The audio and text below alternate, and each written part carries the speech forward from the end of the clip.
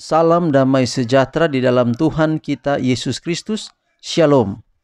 Puji syukur kepada Tuhan oleh karena kita dipertemukan kembali di dalam ibadah online renungan harian kita pada pagi hari ini. Pada saat ini saudara-saudara kita akan nyanyikan lagu Sion nomor 327. Lagu Sion nomor 327, Tabur Waktu Pagi. Lagu Sion nomor 327, Tabur Waktu Pagi.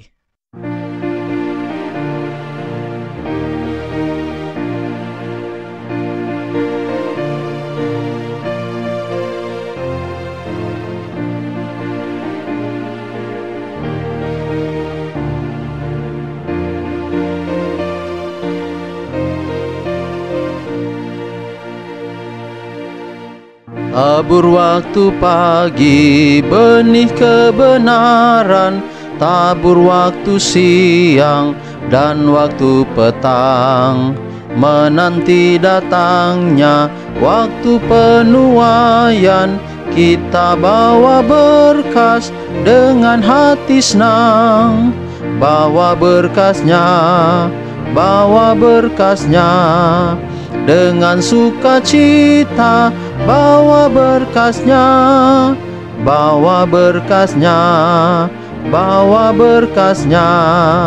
kita bawa berkas dengan hati senang. Taburkanlah benih, waktu terang atau gelap. Jangan takut mendung atau angin serang. Kerja dan usaha akan berakhir kelak.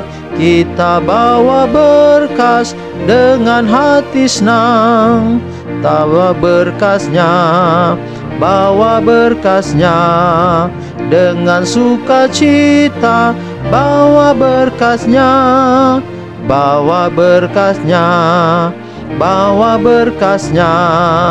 kita bawa berkas dengan hati senang. Tabur dengan tangis, tabur untuk Tuhan. Meski susah karena setan menentang. Sesudah tangisan datang sukacita. Kita bawa berkas dengan hati senang. Bawa berkasnya dengan sukacita. Bawa berkasnya,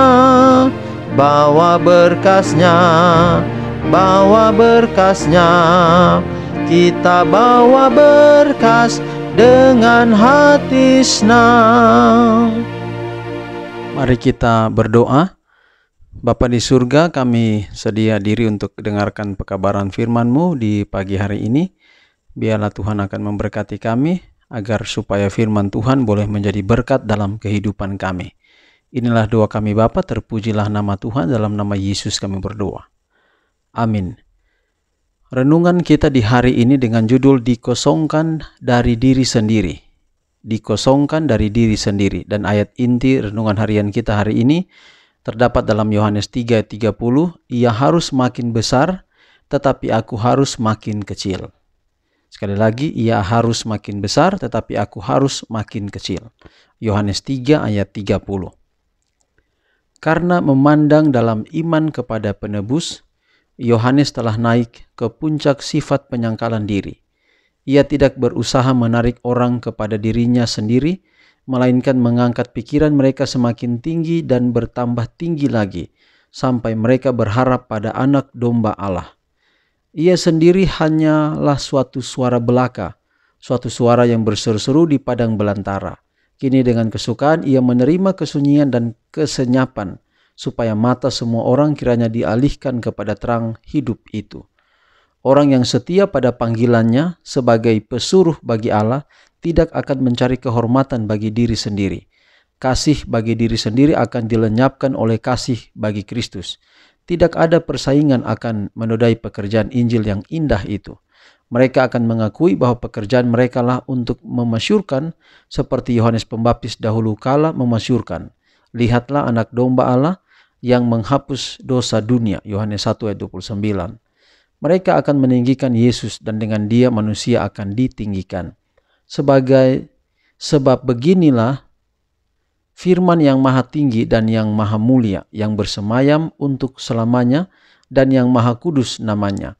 Aku bersemayam di tempat tinggi dan di tempat kudus, tetapi juga bersama-sama orang yang remuk dan rendah hati, untuk menghidupkan semangat orang-orang yang rendah hati dan untuk menghidupkan hati orang-orang yang remuk. Yesaya 57 ayat 15. Jiwa nabi itu yang dikosongkan dari diri sendiri dipenuhi dengan terang ilahi. Sementara ia menyaksikan kemuliaan juru selamat, ucapannya hampir menyamai ucapan yang dikatakan Kristus sendiri dalam wawancaranya dengan Nikodemus. Yohanes berkata, "Siapa yang datang dari atas adalah di atas semuanya. Sebab siapa yang diutus Allah, dialah yang menyampaikan firman Allah. Karena Allah mengaruniakan rohnya dengan tidak terbatas." Kristus dapat mengatakan, "Aku tidak menuruti kehendakku sendiri, melainkan kehendak Dia yang mengutus aku." Kepadanya dikatakan, "Engkau mencintai keadilan dan membenci kefasikan. Sebab itu Allahmu telah mengurapi engkau dengan minyak sebagai tanda kesukaan, melebihi teman sekutumu."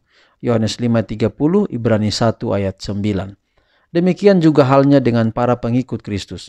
Kita dapat menerima terang surga hanya kalau kita suka dikosongkan dari diri sendiri. Kita tidak akan dapat mengerti tabiat Allah atau menerima Kristus oleh iman, kecuali kita suka menaklukkan setiap pikiran kita untuk menurut kehendak Kristus. Kepada semua orang yang berbuat demikian, Roh Kudus dikaruniakan seluruh kepenuhan kealahan. Alfa dan Omega, jilid 5 halaman 181 hingga 182. Jadi saudara-saudara, jika seseorang yang hidup di dalam Kristus, maka dia mengerti bahwa dia hanyalah pantulan kebaikan Kristus.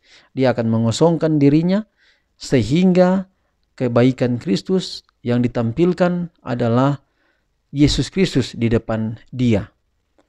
Dengan demikian saudara, apapun yang kita hadapi atau yang kita rasakan, mungkin yang kita rasakan itu adalah keberhasilan dalam hal pendidikan, dalam hal pekerjaan, dalam hal karir. Maka ingatlah saudara, biarlah itu semua memantulkan Kristus kepada orang lain. Ini mengikis, ya. Jadi hal ini mengikis cinta diri atau kesombongan dari diri sendiri. Itulah sebabnya sekali lagi renungan kita mengambil kesimpulan bahwa jika kita merasakan berkat Allah dalam kesuksesan kita, ingatlah semuanya adalah karena Tuhan saja. Jangan sampai kita lupa ini. Kalau ada keberhasilan, orang katakan selamat untuk keberhasilan, selamat untuk pangkat, selamat untuk pekerjaan, maka kembalikanlah dengan mengatakan puji bagi nama Tuhan. Sekali lagi, mari kita ambil seperti komitmen seperti Yohanes, yaitu bahwa Yesus harus semakin besar, tetapi aku harus semakin kecil. Keberhasilan kita, sukacita dalam keberhasilan yang kita rasakan itu, baiklah kita kembalikan semua untuk kepujian dan kemuliaan bagi nama Tuhan. Tuhan memberkati pekabaran ini pada pagi hari ini. Dan untuk menutup, saya berikan waktu kesempatan kepada saudara untuk menutup dalam doa pribadi. Dan selalu mari kita saling mendoakan. Jangan lupa doakan kami yang membagikan pekabaran ini, dan kita saling mendoakan satu dengan yang lain. Sampai jumpa dalam ibadah atau renungan harian besok. Selamat berdoa dan menutup kebaktian atau ibadah kita pada pagi hari ini. Shalom.